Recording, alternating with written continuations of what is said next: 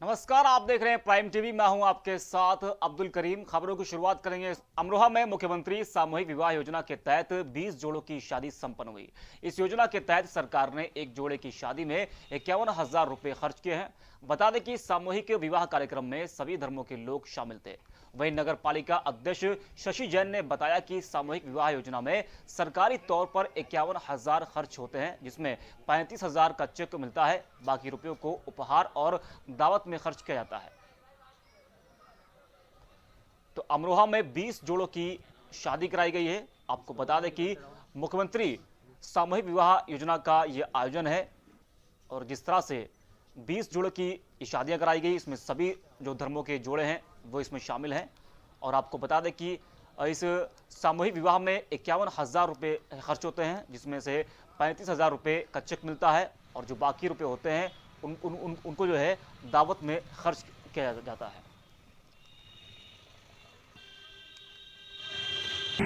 आज मुख्यमंत्री सामूहिक योजना के अंतर्गत 20 जोड़ों की शादी कराई गई है, जिसमें 5 तो पालिका के अंतर्गत है। इसमें यह सरकार की बहुत ही महत्वाकांक्षी योजना है, क्योंकि पहले बेटियों को बोझ समझा जाता था। इस योजना से माता पिता को बहुत राहत मिलती है और सरकार प्रत्येक जोड़े पे 51,000 रुपये खर्च करती है, जिसमें 35,000 का तो चेक दिया जाता है, 10,000 उपहार के लिए और 6,000 खर्चे के लिए। तो मैं समझती हूँ इससे माता पिता को बहुत सहारा मिलता है और माननीय मोदी जी की और योगी जी की सरकार बहुत ही नेक काम कर रही है, जो कि बधाई के पात्र हैं। वहीं संत कबीर नगर में मेहदावल विधानसभा क्षेत्र के विधायक राकेश सिंह बघेल के खिलाफ कोर्ट ने आदेश जारी किया है। कोविड-19 के नियमों का उल्लंघन करने पर विधायक राकेश सिंह बघेल पर कोर्ट ने मुकदमा दर्ज करने का आदेश दिया है। आदेश मिलते ही सीएमओ हरगोविंद सिंह ने फौरन एक्टिव होते हुए कार्रवाई शुरू कर दी है।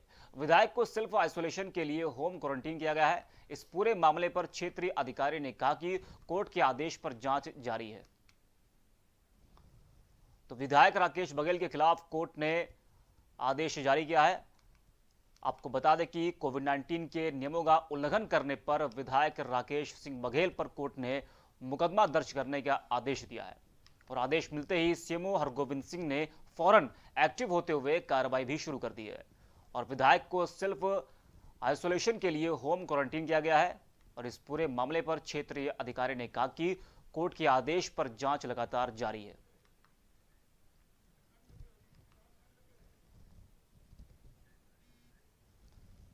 शाहजहांपुर में बीजेपी विधायक किसानों के साथ खड़े दिखाई दे रहे हैं। उन्होंने एक शायरी के जरिए किसानों के हौसले को बुलंद किया है और कहा कि किसान जिस तरफ चल पड़ेंगे वो अपना रास्ता खुद बना लेंगे। इसी के साथ बीजेपी विधायक ने लगभग 500 किसानों को कंबल वितरण किया। उन्होंने ये भी कहा कि हमारे किसानों को अपना हुनर मालूम है। हमारा जो देश का अन्नदाता है वो चाहे सर्दी हो या बरसात हर समय जूझता रहता है। तो शाहजहांपुर में किसानों को बीजेपी नेताओं का साथ मिला है और किसानों को कंबल वितरण किया है। जिस तरह से लगातार किसान आंदोलित है, तो बीजेपी किसानों को खुश करने के लिए हर तरह का प्रयास कर रही है। जिस तरह से आपको पता है कि अटल जयंती पर पीएम मोदी ने भी देश के कुछ राज्यों के किसानों से संवाद किया था और इससे लगता है कि साफ साफ कि किसानों को खुश करने के लिए बीजेपी कोई कसर नहीं छोड़ रही है। तो शाहजहांपुर में बीजेपी नेता को, बीजेपी विधायक को किसानों का साथ मिला है और उन्होंने भगवान ने भी किसानों के प्रति पहले भी ऊपर वाला सबको देखता है, सबकी मदद करता है। आज तो ये राहत एक वजह से और मिली है। इससे पहले आपने देखा भयंकर कोहरा, भयंकर ठंड थी। इस समय थोड़ी किसानों को राहत है। भगवान ने सूरज देवता को भी निकाला है। इस समय कम है, लेकिन ये शाम जो है होते होते कड़ाके की ठंड हो जाएगी और चाहे जितने हमारे कृषक, पूरी चीनी मिल के एक भी कृषक ऐसा नहीं बचेगा जिसको कंबल ना मिल जाए। लेकिन मेरी एक किसानों से अपील है, व्यवस्था बनाए रखें। हर ट्रैक्टर पर, हर बैलगाड़ी पर कंबल उनके पास पहुंचेगा। इसमें थोड़ी व्यवस्था में बनाए रखें। और मैंने पहले भी कहा है, फिर मैं रिपीट करना चाहता हूं कि सबसे पहले मैं किसान हूं, किसान का बेटा हूं। हमने खेती किसानी की है। मुझे मालूम है कि किसानी में हमारा किसान, मैं तो कहता हूँ धन्य है किसान की छाती। देखिए ऐसा है कि जब माननीय विधायक, माननीय जनप्रतिनिधि किसान के साथ हैं, हम तो उन्हीं के सेवक हैं, जनता के सेवक हैं, जनता के साथ हम लोग रहते हैं। तो आप जैसा जहाँ जहाँ ज़रूरत पड़ती तो हमेशा फ़ोन से कहते हैं यहाँ देख लीजिए किसान है, ये हर दुख दर्द के लिए किसान के लिए बराबर हम लोगों को निर्देश मिलता रहता है। तो लगे रहते अब यहाँ आने के बाद तो स्वाभाविक है किसान का, हमारा क्या है। तो दियम वस्तु गोविंदम तो मेरे सब पर सारी चीज़ किसान की है, हम लोग उन्हीं के साथ हैं। चाहे या जो कुछ होगा हम घूम के किसान के साथ रहेंगे हमेशा। और माननीय विधायक जी का जितना स्नेह, जितना भी विश्वास, छोटा किसान पहुंचा कहेंगे या आप देख लेना, हो सकता हो जितना संभव हो आप उनकी मदद करो। तो स्वाभाविक चीज़ इसमें हमें तो साथ ऐसा कहाँ कौन मिलता है जो किसान के साथ रहता है।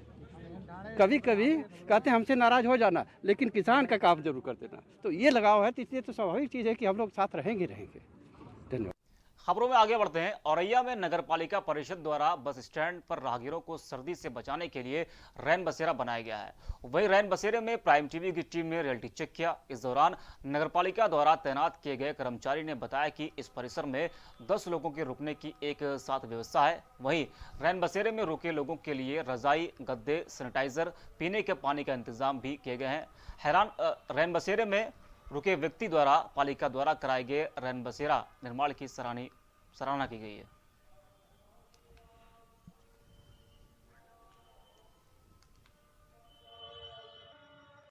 हमारे साथ में नगर पालिका कर्मचारी हैं दीपू कुमार जी। आइए मैं इनसे जानता हूँ किस तरीके से यहाँ व्यवस्था है। भैया आपके पास क्या क्या है? और ये मांस है और ये सैनिटाइजर। आप किस तरीके से लोगों को यहाँ पर, जो यात्री आता है उसको पहले इससे हाथ तक मतलब कि पहुँच लेते हैं, धुलाते हैं। उसके बाद हम आधार कार्ड लेते हैं, उसका नाम पता यूज़ करते हैं, तब आगे बाहर जाते हैं। जैसा कि आप देख सकते हैं कि यहाँ पर अलाव की व्यवस्था है। सर्दी बहुत ज़्यादा पड़ रही है, ठंड का मौसम है, तो यात्री यहाँ आते हैं। अगर ज़्यादा सर्दी लगती है तो लोगों को अलाव की व्यवस्था भी ज़्यादा रखी। अपने सहयोगी से कहना चाहूँगा कि दिखाइए किस तरीके से यहाँ पर अलाव नगर पालिका आज औरैया जनपद के रोडवेज डिपो में पहुँची, जहाँ पर रैन बसेरे की रियलिटी चेक करने के लिए पहुँची है। मैं अपने सहयोगी से कहूँगा कि किस तरीके की यहाँ व्यवस्था है, दिखाइए। आपका? मेरा नाम लक्ष्मण है। लक्ष्मण जी, आप कहाँ से आए हैं? हम राजस्थान से। यहाँ पर आप रैन बसेरा में है, किस तरीके की सुविधा मिली? कितना सुविधा अच्छी मिली हमको, बहुत हमको अच्छा लगा। यहाँ पे हवा वगैरह नहीं आ रही, बहुत बढ़िया है। आपसे क्या क्या डॉक्यूमेंट्स लिए गए यहाँ पर रोकने के लिए? आधार कार्ड है और चेक किया हुआ है, उनके नाम वगैरह लिख दिए मेरे को। कुछ दिक्कत यहाँ क्या पानी की व्यवस्था है, शौचालय पानी व्यवस्था सब ठीक है, किसी किस्म की दिक्कत? कोई दिक्कत। कितने लोग हैं यहाँ पर? यहाँ पर 2-3 लोग हैं, अभी आए नहीं है, बाकी रोज़ का 5-6 लोग आते रहते हैं। बढ़िया, मतलब अच्छा व्यवस्था है, बहुत अच्छा है। दीपू कुमार। यहाँ पर क्या है आप? मैं ड्यूटी करता हूँ। आप जो यात्री आते हैं उनको क्या किस तरीके से उनके प्रूफ लेते हैं, क्या करते हैं आप? यात्री आते हैं, उनका मोबाइल नंबर लेते हैं, आधार कार्ड नंबर लेते हैं, उनका नाम पूछते हैं, कहाँ से आ रहे हैं वो नाम पूछते हैं, बस बकाया सुला देते हैं। आप क्या क्या क्या व्यवस्था है, यात्री को किस तरीके की सुविधा दे रहे हैं? व्यवस्था है, पानी है, ये सैनिटाइजर है, यात्री लोगों के लिए ये मास्क है, ये सब व्यवस्था है सरकार की तरफ से।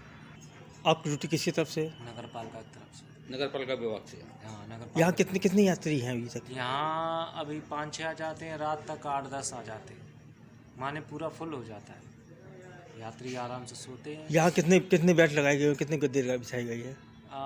10 है। अगर ज़्यादा यात्री आते हैं तो क्या सुविधा की जाएगी, किस तरीके से? अब वो नगर पालिका वाले समझे बहरहाल इधर 10 से ज़्यादा नहीं आ पाते। जैसा कि आपने देखा कि प्राइम टीवी की टीम ने रियलिटी चेक की, वहाँ पर सारी व्यवस्था अच्छी देखने को मिली है पालिका की तरफ से। वहीं पर जो भी यात्री आता है उसका आधार कार्ड लिया जाता है, उसको सैनिटाइजर किया जाता है, मास्क किया जाता है, और सोशल डिस्टेंस के साथ में वहाँ पर लिटाने की व्यवस्था भी है। और ये भी बताया जा रहा है कर्मचारी द्वारा कि यहाँ पर 8 से 10 लोग लेटते हैं, इससे ज़्यादा संख्या लेटने में नहीं दी जाती है। प्राइम टीवी के लिए जाहिद अख्तर की रिपोर्ट, औरैया। सरकार ने बाल श्रम पर रोक लगाने के लिए कई तरह के कदम उठाए हैं, लेकिन प्रदेश के ग्रामीण इलाकों में आज भी बच्चों से काम करवाया जाता है। ताज़ा मामला कानपुर देहात के मंगलपुर थाना क्षेत्र का है, जहां मनरेगा के तहत नहर की सफाई का काम चल रहा है। आरोप लग रहा है कि नहर की सफाई में 5 नाबालिग बच्चे काम कर रहे हैं। कहा यह भी गया है कि जब प्रधान से इस बारे में पूछताछ की गई तो उन्होंने बच्चों को मौके से भगा दिया। तो बाल श्रम पर लगाम नहीं लग रहा है। जिस तरह से आप देख रहे हैं कि कानपुर देहात का ये मामला है, नहर में छोटे छोटे बच्चे काम करते हुए नजर आ रहे हैं। लगातार नाबालिग बच्चों को काम के लिए रोका जा रहा है, लेकिन फिर भी बाल श्रम पर नहीं रोक लग पा रही है। और ये मामला है कानपुर देहात का, जहां पर छोटे बच्चे नहर की खुदाई करते हुए नजर आ रहे हैं। और सरकार ने बाल श्रम पर रोक लगाने के लिए कई तरह के कदम भी उठाए हैं, लेकिन प्रदेश के ग्रामीण इलाकों में आज भी बच्चों से काम करवाया जा रहा है। ताज़ा मामला है कानपुर देहात के मंगलपुर थाना क्षेत्र का है, जहां मनरेगा के तहत नहर की सफाई का काम चल रहा है। और आरोप लग रहा है कि नहर की सफाई में 5 नाबालिग बच्चे काम कर रहे हैं। और कहा भी गया है कि जब प्रधान से इस बारे में पूछताछ की गई तो उन्होंने बच्चों को मौके से भगा दिया।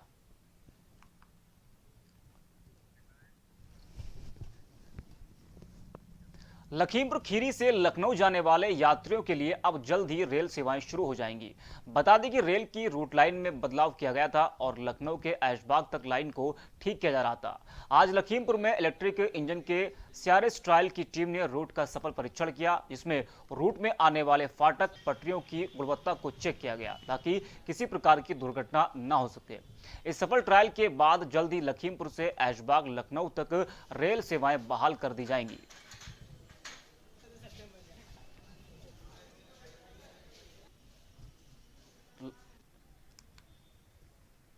को सबको पता है कि ट्रेनें जो बंद हुई थी वो लॉकडाउन, पहले जनता कर्फ्यू, उसके बाद लॉकडाउन लगा था, तो ट्रेनें बंद चल रही हैं। खासतौर पर जो पैसेंजर ट्रेनें हैं वो नहीं चल रही हैं अभी। और ये निर्णय जो है ये मंत्रालय का था, क्योंकि कोविड का प्रोटोकॉल का अनुपालन करना था। तो जब चलाई गई तो सिर्फ मेल एक्सप्रेस ट्रेन, वो भी बहुत ही लिमिटेड नंबर में चलाई गई हैं।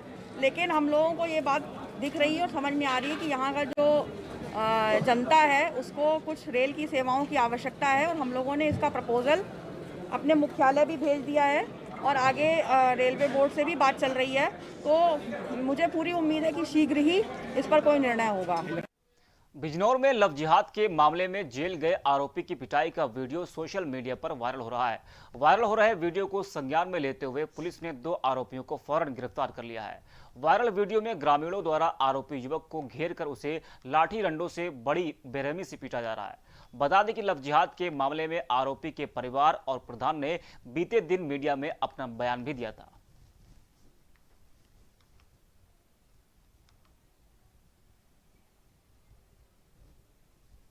धामपुर पर 15 दिसंबर को एक अभियोग पंजीकृत हुआ, जिसमें 2 संप्रदायों के बीच का मामला था। 363, 366 IPC, 325 SC/ST act, 351 Uttar Pradesh विरुद्ध धर्म संपरिवर्तन अध्यादेश के तहत अभियोग पंजीकृत हुआ। 164 CRPC का बयान, अन्य सुसंगत साक्ष्य के आधार पर एक अभियुक्त को जेल भेजा गया। यह ज्ञात हुआ कि नसीरपुर में उस अभियुक्त को कुछ लोगों ने मारा पीटा था। इसके संबंध में वीडियो वायरल है। परिवारीजनों से एक तहरीर लेकर के अभियोग पंजीकृत किया जा रहा है। पहचान करके शीघ्र गिरफ्तारी की जाएगी। एसपी आर्य के नेतृत्व में एक टीम का गठन किया गया है। अभियुक्तों की शीघ्र गिरफ्तारी की जाएगी। खबरों में आगे बढ़ते हैं। जौनपुर में एक स्मारक का मरम्मत के बाद बीजेपी विधायक के द्वारा उद्घाटन होना था।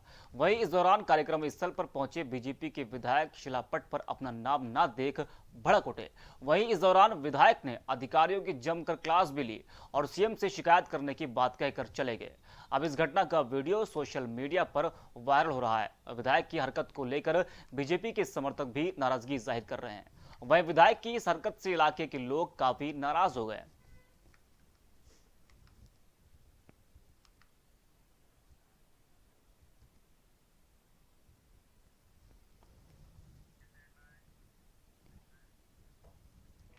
प्रयागराज के कौंधियारा थाना क्षेत्र में एक किशोर की धारदार हथियार से हत्या कर दी गई। हत्या की जानकारी मिलते ही पुलिस की टीम जांच के लिए घटनास्थल पर पहुंची और पुलिस ने अपनी कार्रवाई शुरू करते हुए परिवार से पूछताछ की और संदेह होने पर पुलिस ने मृतक की बहन को गिरफ्तार कर लिया है। हिरासत में पूछताछ शुरू हुई तो आरोपी बहन ने अपने जुर्म को कबूल कर लिया। आरोपी बहन के साथ उसका प्रेमी भी इस हत्या में शामिल था, इसलिए पुलिस ने उसे भी हिरासत में ले लिया है। घटना 26 तारीख की रात की है। मॉर्निंग में पता चला था कि एक 13-14 साल के बच्चे का मर्डर हो गया है। और जब वो मौके पे पहुंचा गया था, मौके पे पहुंचने के बाद बॉडी को पोस्टमार्टम हेतु भिजवाया गया था।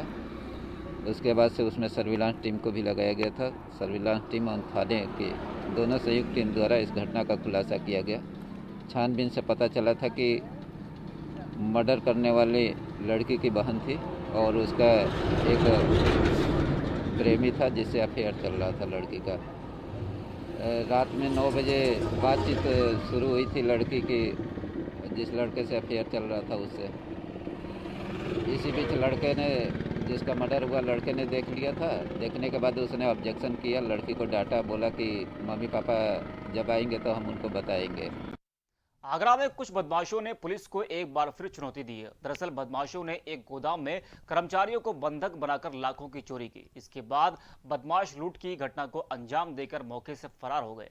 वहीं घटना की सूचना मिलने पर पुलिस ने मामले की जांच शुरू कर दी है।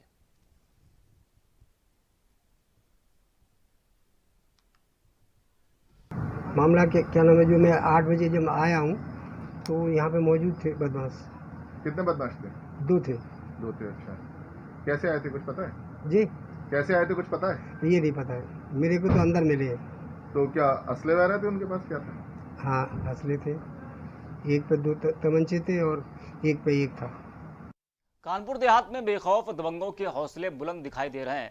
दबंगों ने पुलिस की मिलीभगत से एक दलित परिवार के घर पर कब्जा कर लिया है।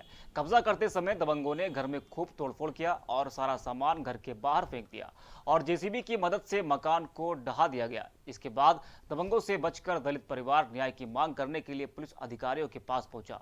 ये घटना अकबरपुर कोतवाली क्षेत्र की है।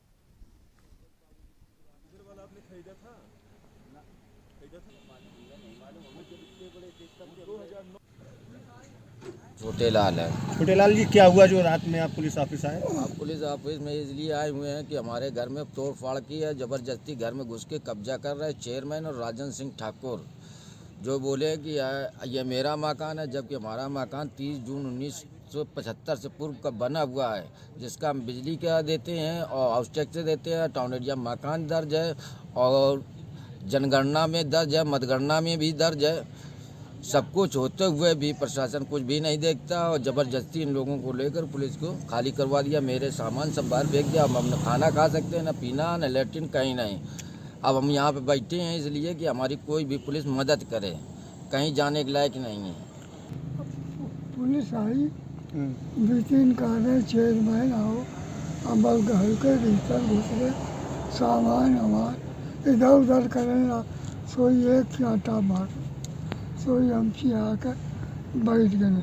सब सामान सड़क के किनारे फेंक दिया गया है और वहाँ कोई है नहीं। सामान 1.5 लाख का है और राजन और चेयरमैन दोनों खड़े रहे। फिलहाल के लिए इतना ही। देश और दुनिया की तमाम बड़ी खबरों को देखते रहिए प्राइम टीवी।